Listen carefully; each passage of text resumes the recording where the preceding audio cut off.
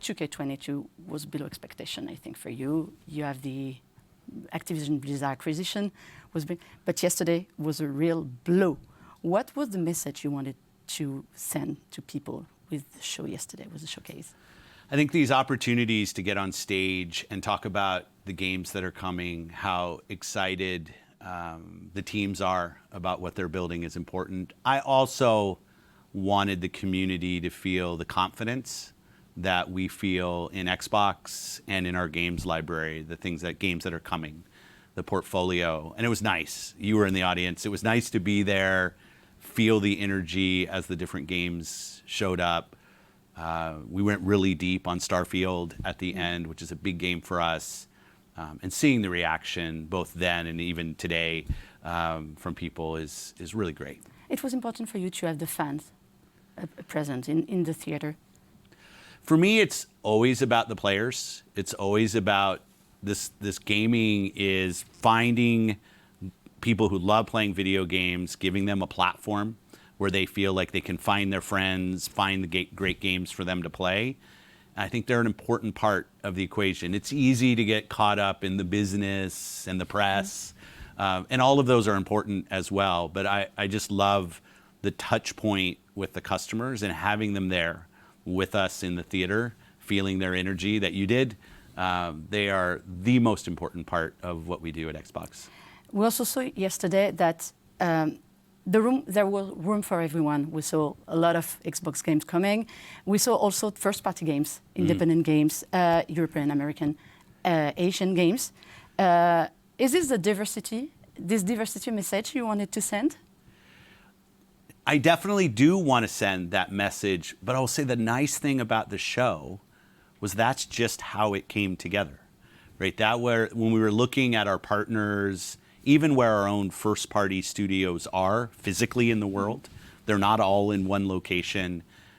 We had great support from Japanese publishers, as you mentioned, and it was awesome to see the representation of the people on stage, the characters in the games, and the diversity of kinds of games that people can play, from Flight Simulator to Fable to Payday. Like, there's a vast variety of games that for people on Xbox, and it was nice to be able to show that. But you know that part of the difficulties you get with the acquisition was that people were afraid that the Xbox showcase will be only for Xbox game and there will be enough room for anyone.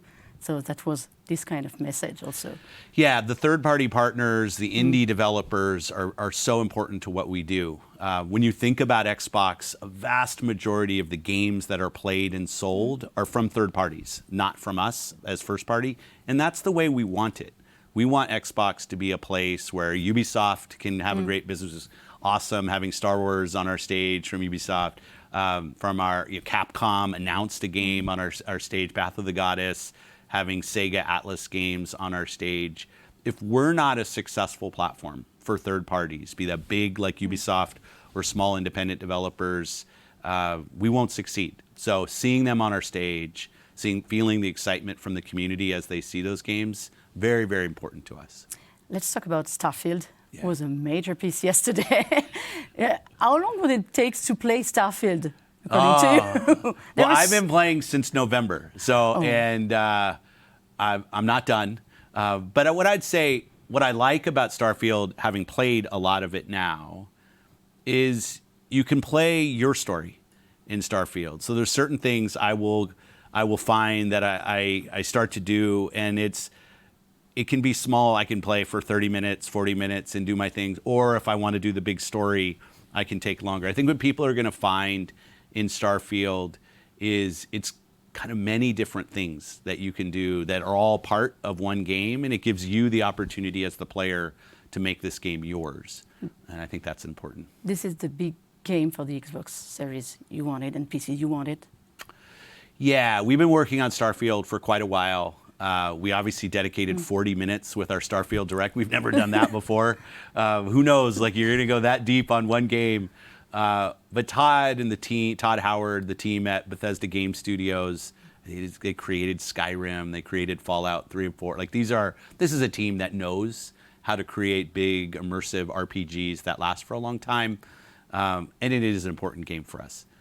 But they're all important games for us. And because we have players who like all different kinds of games. So it was nice to see the reaction to Starfield, absolutely, but also a reaction to so many different games in the show. Yesterday at the media briefing, you said something that struck me. You said that the acquisition has been a long journey for you, but a kind of lesson and experience. What did you mean?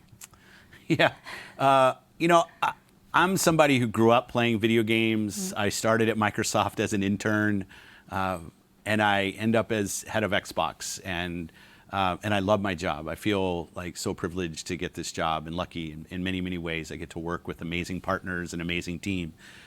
And then all of a sudden we're doing this $70 billion acquisition, and people will ask me, well, like, how's it going? And what's your strategy? And I've never done this before, right? I've never done an acquisition of this size.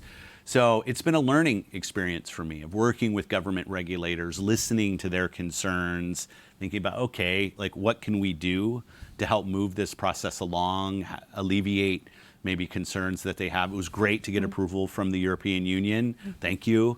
That was an important step for us. But I just want to be open to people that I'm learning through this process. It's not, I don't have a playbook for how do you go do a $70 billion acquisition, but we remain confident. We're here to find solutions, to work with regulators when they bring up concerns, which was a great part of the process in the European Union, and we remain very confident that we will be able to get this deal done.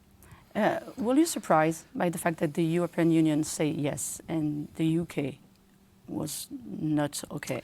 Yeah, this is where I don't know how to be surprised because I don't really have, I've never done this, so I don't know what to expect. What I can say in the European Commission specifically was it was very interactive with them. They would bring up a concern.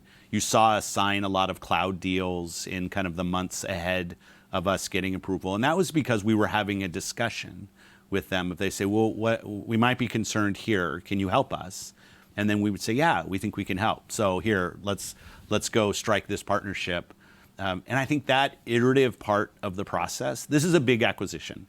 And regulators should absolutely be thinking about the impact on their market. And I think that interactive back and forth that we had with European Commission is something that we want to replicate in the US and the UK. And if the deal is called and it's stop, what would you say? We're on a strategy at Xbox of growing the players, growing engagement, finding new players. And our strategy will remain one way or the other. We've talked about the fact that the largest gaming platform in the world is people playing on their phones. And it's not a place where Xbox has a lot of experience. And I know when you think about Activision, everybody goes to Diablo and Call of Duty and their big console and PC games. But the largest player base that Activision has is actually players on their phones. And that's what's important to us. So we will remain focused on that strategy of finding players everywhere, on console, on PC, and on mobile. The deal's an important part of that, but it is not all of that. How do you see the gaming industry and gaming players in 5 years? The thing I love that I see in the market today with creators is I think we're starting as an industry to get recognition for our storytelling capability. You see stories going from video games now to TV, from video games to movies. It used to be that we were the industry that was bringing the IP from the movies or television into video games. And then you have things like The Last of Us coming out on television, the Mario movie. And you see we're working on the Fallout television series.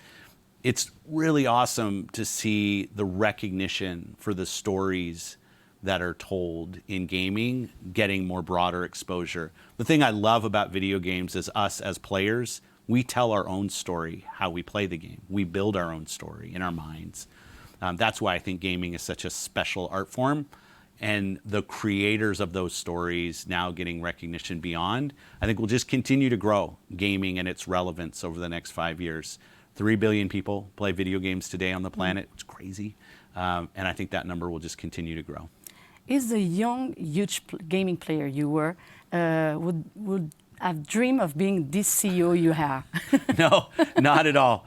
Not at all. I remember the stories about my mom will tell me when I was growing up and playing all these video games, her friends would say I'm wasting my time. I should be studying. I should be doing other things. And I kind of laugh now. It turned out okay. Like I got this job, but I'm not. This has never been to me about something that I've earned or something that should be mine. I'm very grateful for the team I get to work with. It's an amazing group of people, even right here, that are in this room. You don't see them, but people who are so dedicated to what we're trying to do. And that's the thing that motivates me. Is I'm in a position where I get to work with an amazing team with a real vision and passion for gaming and entertainment and community. And I want to do everything I can to make Xbox as great as it can be for the players, the creators, and the team. And for the player, you are also Yes, still. yeah. Thank you very much. Thank you. I appreciate it.